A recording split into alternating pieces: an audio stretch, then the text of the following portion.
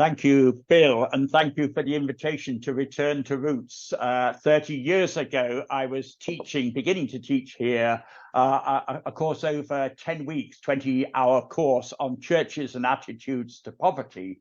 So I can look back on that as being embedded in the academic community here, as people studied it. First of all, to thank Pippa very much indeed for that, and what response is possible with the wealth of material that she's shared with us this morning. So thank you for that. I draw on two papers exploring Methodist attitudes to poverty and the Wesleyan legacy as gleaned, as Bill said, in my work on the Strangers' Friends Societies, but also on social service as an agent of mission in British Methodism in the 1890s and 1900s particularly. And I'm glad you mentioned my great heroes, Hugh Price Hughes and Samuel Keble and all that, but not to forget the primitive Methodists. I first of all warm to your understanding that we have lost sometimes that empathy with the poor that derives from Wesley himself. John and Charles Wesley, the distinguishing marks of Wesleyan attitudes to poverty, I think, are embedded in the intimate personal contact and distribution of relief by personal visitation. And it's only a generation or two after that we live with Sybil and the Two Nations, of course, when the two worlds were living side by side but rarely interacted. Wesley also teaches us about teaching of thrift and the avoidance of luxury for Methodists. And I think that is part of what you talked about, the responsibility that comes with wealth and how we use it. But also that you highlighted that inherent unconscious bias that most Christians have in terms of the deserving and undeserving poor. And our attitudes to poverty are sometimes framed by that. Of course, we as Methodists go back to the sermon on the use of money: gain all you can, give all you can, use all you, save all you can, and give all you can. We've given up on giving, but we gain all and we save all. But we ignore the sermon that Wesley had on the danger of increasing riches right at the end of his life. He saw what was happening to the Methodist movement, and it wasn't what he'd set out to do. So I think that, therefore, for me, tells us that there is a mixed legacy for Methodists of Tory paternalism with a tinge of radical social conscience, occasionally enabling us to claim still to be nonconformist, or are we? That Wesleyan evangelical economics, which was inherently egalitarian, despising wealth and wishing for redistribution, a just sharing for all, yet drawing away from that primitive communitarianism, which was embedded in the community living in small groups in the early part of the Methodist movement. And that, of course, has been part of the movement becoming a church and all that has brought in its baggage. The aphorism, the Labour Party owes more to Methodism than to Marx, is well known. And I think that highlights that Methodism is caught in the crossfire between capital and labour, with often an ambiguous response to social democracy, torn between the no politics rules of mid-Victorian Wesleyanism, and yes, even the primitive Methodists were wary until the late 19th century. And the radical firebrands, we can celebrate, Joseph Rayner Stevens, the political preacher of the early 19th century, and of course Samuel Keble, that you mentioned, the main force behind the creation of the Wesleyan Methodist Union for Social Service in the first decade of the 20th century. Very important, and there was a primitive Methodist equivalent.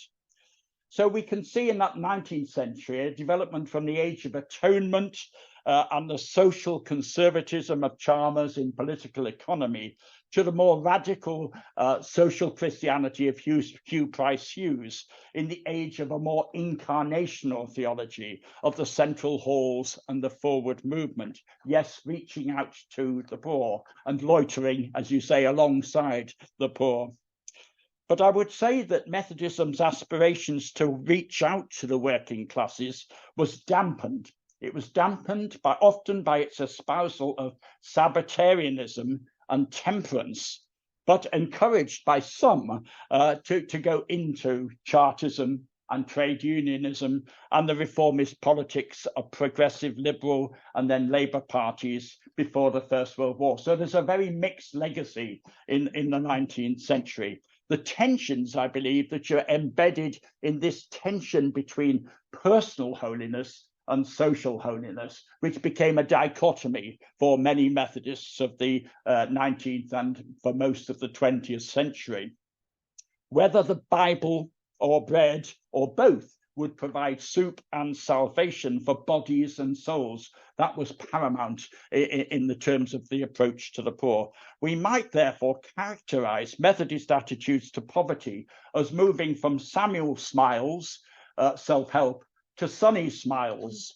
And those who are old enough to remember the NCH limited, localized response to the needs of children. And I think that was the epitome of what Methodism was about in terms of sometimes its attitudes to poverty in the 20th century, late 19th, early 20th century.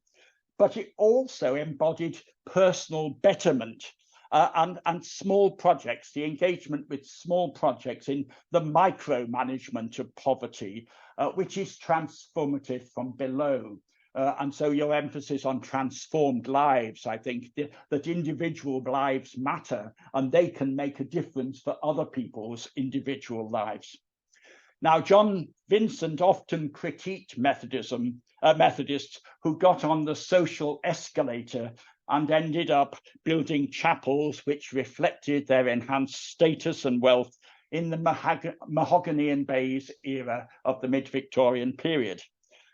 But let's not forget also the influence of Sunday schools and day schools and colleges, flying the flag here for Westminster and Southlands, that were perhaps indicative of a desire and effort to improve the lot of all. It was for all, very inclusive, through education which was religious and secular. But how far did Methodist provision really reach the poor? And what of its legacy for today in the existence of now independent schools, albeit with bursaries to help poorer families who are sending their children as heirs of the Kingswood tradition? Big question there. But as I've discussed and demonstrated in my work on the 18th century with the Strangest Friends societies, there was perhaps a drawing back from engagement with the poor in the earlier Victorian period. And it led to a later rediscovery of social service as an agent for mission in British Methodism in that late 19th century and early 20th century period. And I believe that was a genuine rediscovery then of Wesleyan attitudes to poverty, as of course, as Pippa's reminded us, a response to the condition of the cities in the industrial age and all the concern in the 1880s. 2 world wars and the establishment of the welfare state, I believe, shook the churches to their foundations and robbed them sometimes of their manifesto commitments to the poor as they struggled to find their way between the Scylla of social democracy and the Charybdis of the evangelization of the nations. So where now? Some just final questions to chew over coffee or whatever. Do we so despair of those earlier aspirations to deliver the kingdom of God on earth in civic socialism and the localized projects of social service, reaching out, yes, to the most marginalized? Do we therefore look to the failure of political projects to achieve the same and just withdraw to the sidelines in despair? Or can we aspire to a rediscovery of primitive Methodism in that earlier form of communitarianism, which was, I believe, sometimes an expression of Puritan piety, focused on households of faith and holy living in small groups, intentional groups, crossing social boundaries and genuinely inclusive? Or have we given up on the poor as beyond redemption, unresponsive to our preaching and teaching, and sometimes unwilling to fit into our definitions of appropriate ways of life. We are challenged by many of the issues that Pippa has presented to us this morning, and I'm grateful to Rachel and colleagues for presenting us with new challenges to take up and to discuss in the churches as to our appropriate response for today. Thank you.